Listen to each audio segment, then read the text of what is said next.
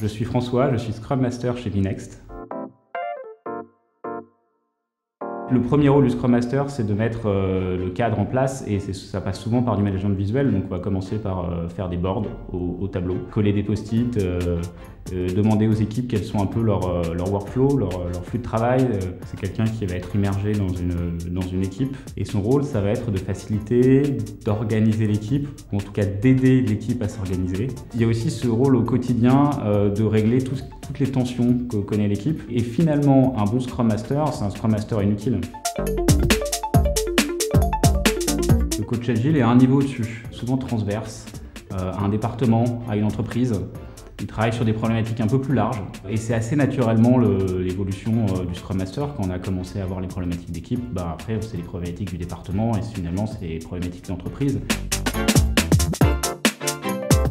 C'est une force d'être Scrum Master et d'être geek ou d'être ancien développeur et c'est souvent le profil que tu trouves le plus classique. Il faut juste avoir l'envie de s'intéresser à l'organisation d'équipe, l'envie de faire en sorte que les équipes avec qui tu travailles fonctionnent mieux, soient heureuses, être curieux. Voilà, c'est vraiment ouvert à tous.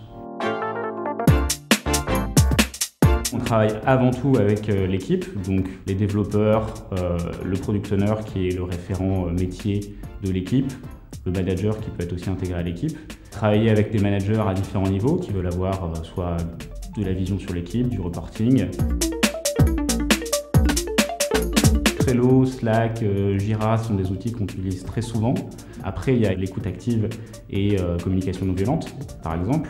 S'il y a peut-être un outil principal du Scrum Master, c'est bien le post-it. C'est vraiment un métier d'autodidacte finalement. Et petit à petit, voilà, on prend ce rôle et c'est le regard des autres finalement qui change sur nous et qui nous voit plus comme quelqu'un qui est capable d'organiser des équipes, qui est capable de faire progresser des équipes, de faire progresser des gens. C'est pas parce qu'on est certifié Scrum Master qu'on est un bon Scrum Master. Ça reste un métier d'expérience aussi, hein. Plus on a vu de contexte, plus on a vu de choses différentes, plus on est à l'aise et plus on a d'outils. Ça va de 40 000 à 70 000 euros, mais ça dépend du contexte. Le Scrum dans les tranchées, Henrik Nagberg, qui a toujours des idées hyper pertinentes et super intéressantes.